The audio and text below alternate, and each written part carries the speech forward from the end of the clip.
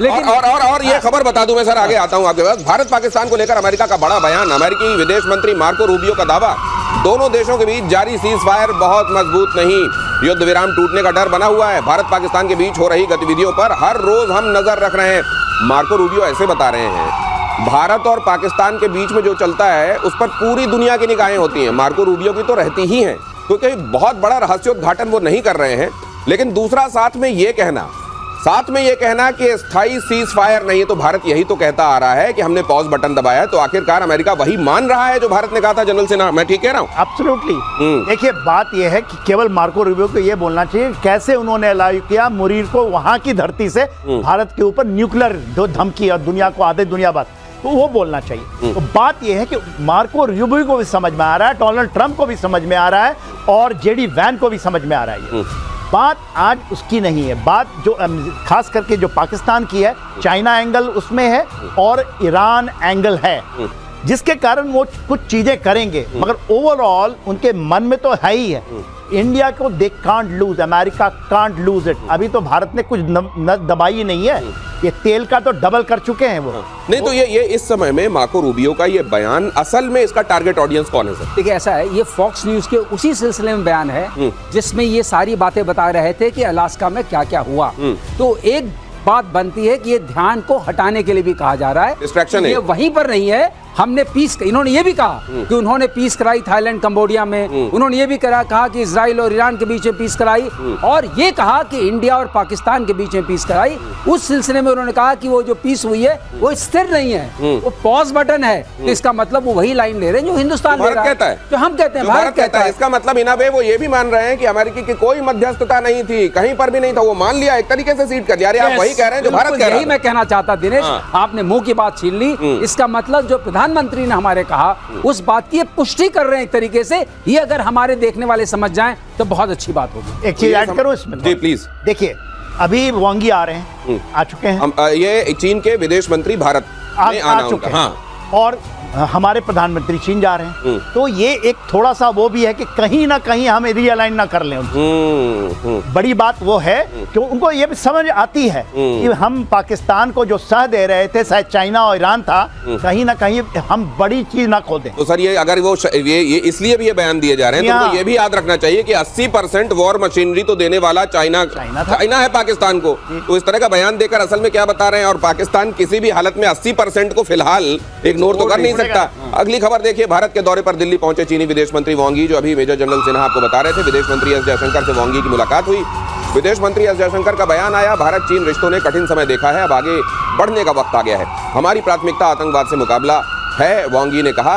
वांगी कल पीएम प्रधानमंत्री से हमारी मुलाकात करने वाले हैं। एनएसए अजीत डोभाल से भी मुलाकात होने वाली है। मतलब कुल मिलाकर ये कि एस जयशंकर का ये कहना कि हमने कठिन समय देखा है और अब आगे बढ़ने का वक्त आ गया है, इसका मतलब फिलहाल जिस तरह की स्थितियां दुनिया भर में बनी हुई हैं, उसमें भारत चीन रिश्तों में जब भी जो भी तलखी आई है, भारत उसको पीछे रखकर आगे बढ़ने के लिए तैयार है। इसका मतलब यह है कि अमेरिका के लिए बहुत बड़ा स्टेटमेंट है। मैं ठीक कह रहा हूं सर? बिल्कुल सही है। आप ये जानिए, जियोपॉलिटिक्स में कोई परमानेंट फ्रेंड नहीं होता, कोई परमानेंट एनिमी नहीं होता। उस हिसाब से अगर आप देखें तो ये जो रीबैलेंसिंग हमने कही थी कि रीबैलेंसिंग ऑफ पावर स्ट्रक्चर हो रहा है, रीसाइजिंग भी हो रही है, we are sizing up each other कि भाई कौन क्या मदद कर सकता है। और जिस तरीके से ट्रंप का इसमें उथल पुथल हुआ है, सब मिला जुला करके आप देखिएगा कि ये रीबैलेंसिंग को देख करके जरूर। एक बात और मैं सर समझना चाहता हूं, क्या ये ट्रंप का ये रवैया और नजरिया जिसकी वजह से ये रीअलाइनमेंट हो रहा है, क्या ब्लेसिंग इन डिस्गाइज हो जाएगी इस महाद्वीप के लिए?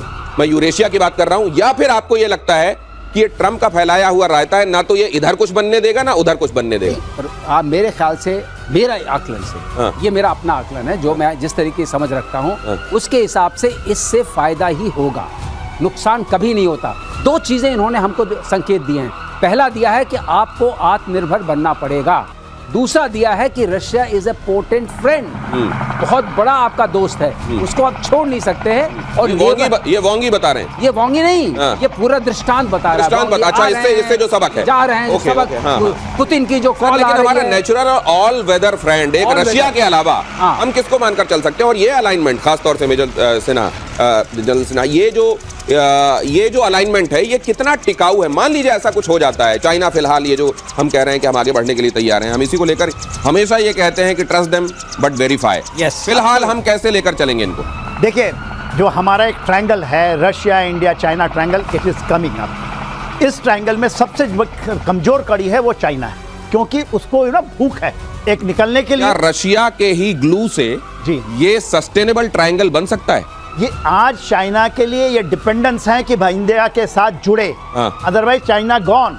ओके, ये आप ये लेकर उनको ये रियलाइजेशन जो हुआ है कि इंडिया को तो आप कर नहीं सकते। तो आप ये कह रहे हैं कि बहुत सारी बार ऐसा होता है कि आपका स्वभाव किसी चीज के लिए आपको प्रेरित करता है और बहुत सारी बार आपको हालात वैसा करने के लिए प्रेरित करते हैं, और इस समय हालात ऐसे हैं, ये जो ट्रायंगल है जिसमें चाइना थोड़ा ये समझा गया कि अजीब ही है, इसका भरोसा नहीं किया जा सकता, ये फिर भी उस ट्रायंगल में टिक जाएगा जो असल में इंडिया, रशिया और चाइना के साथ बनता है। अगली खबर यह है, हसीम मुनीर ने पाकिस्तान में तख्ता पलट का संकेत दिया है। मुनीर ने खुद को पाकिस्तान का रक्षक घोषित कर दिया है। कहा, हमारे पास बलूचिस्तान में खनिजों का खजाना है, जिम्मेदारी से इस्तेमाल करके पाकिस्तान का कर्ज उतार सकते हैं। खनिजों का खजाना जिम्मेदारी से इस्तेमाल। अब जिम्मेदारी से इस्तेमाल का मतलब यह है क्या कि एक बार उसी को चाइना को बेच दो, एक बार उसी को अमेरिका को बेच दो।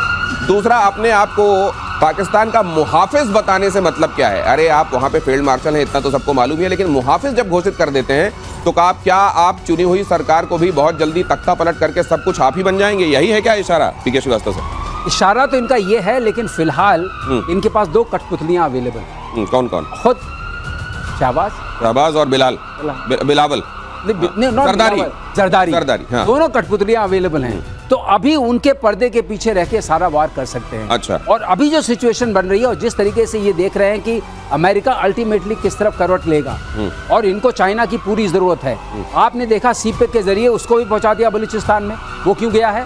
वो भी इसी मकसद से गया है, और उधर यूएस को भी पहुंचा दिया है। इन दोनों के लिए इनको इतना भारी पड़ेगा, दो नाव पर पैर रख रहे हैं, पैर फट जाएंगे, तो अभी तो ये नहीं जाएंगे। मेरा लेकिन यहाँ तो कुछ और चल रहा है मेजर जनरल सिन्हा। मैंने ये सुना है कि पंजशीर का शेर जिनको कहते हैं अहमद शाह को बुलाकर अपने साथ लेकर और तालिबान के खिलाफ एक तरीके से एक धड़ा खड़ा करने की कोशिश कर रहे हैं मुनीर वहां, ताकि भारत की जो प्रेजेंस और जो मदाखलत अगर कहीं कुछ है तो उसको लिमिट किया जा सके अफगानिस्तान में। क्या ऐसा भी ये कर पाएंगे? अब देखिए, ये बात जो है ये पूरी सामरिक सर्कल में तो चल रही है। एग्जैक्टली कितने कर पाएंगे ये डिपेंडिंग है, क्योंकि देखिए आप तालिबान को इतना कमजोर मत समझें।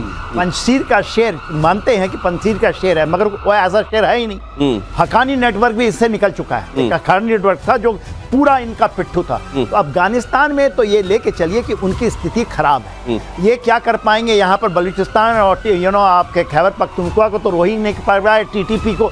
ये जो केवल इन्होंने क्या किया है, ये गोली खिलाई है अमेरिका को कि जो 5 थे आइसिस खुरासान प्रोविंस के, इन्होंने टॉप नॉच को दे दिया अमेरिका को। अमेरिका में और डोनाल्ड ट्रंप क्यों इनसे मुरीद हैं? तो आप ये देखिए, जब ये 2016 में जब थे 17 में, तो इन्होंने बहुत बड़ा काम किया है डोनाल्ड ट्रंप के लिए, क्योंकि अफगानिस्तान में जो चीज भी हुआ डोनाल्ड ट्रंप चाहते थे निकल इसमें पाकिस्तान ने बहुत, और इसमें ISI और पाकिस्तान आर्मी, आसिम मुनीर नहीं है, बहुत मदद की है उन्होंने। और इसको आप भुला नहीं सकते हैं, अदरवाइज जियो स्ट्रेटेजिक समझ नहीं आएगी। लेकिन अगर ऐसा हुआ है तो फिर आप उसको गोली का नाम क्यों दे रहे हैं? आपने कहा ये जो गोली खिलाई है, मतलब वो क्या?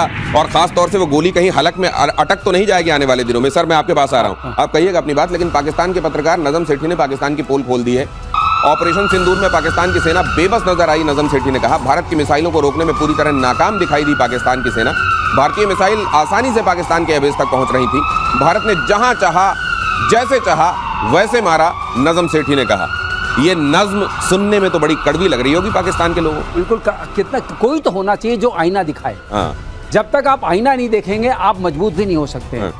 नजम सेठी के लिए हम लोगों का कहेंगे हमारा शुक्रिया कि आपने कम से कम सही बात मानी। एक तो आदमी वहां सही बात मानता है, और जो इन्होंने कहा जहां चाहा वहां मारा, ये इतनी बड़ी बात है। इसका मतलब कि आपका air defence system completely fail कर गया। इसका मतलब यह है कि आप जिससे भी वार कर सकते थे हमने पूरा का पूरा रोक लिया। ये अपने आप में किसी भी युद्ध क्षेत्र में बहुत बड़ी बात है। लेकिन जो मैं आपसे उस वक्त कहना चाहता था कि ट्रंप ने, जो जनरल सिन्हा ने बोला बिल्कुल सही बोला, कतर वाली जो अफगानिस्तान से निकलने वाली बात है यूएस की, वो कतर में ट्रंप ने शुरू कराई थी। और ट्रंप को पूरा विश्वास था कि सेकंड टर्म उनको मिलेगा, जो नहीं मिला। आने के बाद उन्होंने सेकंड टर्म में अब उसी चीज को देखा, और उसके बाद से बाइडेन के पास ऑप्शन नहीं रहा, वो लोग वहां से निकल आए क्योंकि ये वाले फोर्सेस काम की जिनकी हम बात कर रहे हैं। ठीक है। और इसलिए ट्रंप एक तरीके से पाकिस्तान के लिए उनका झुकाव है।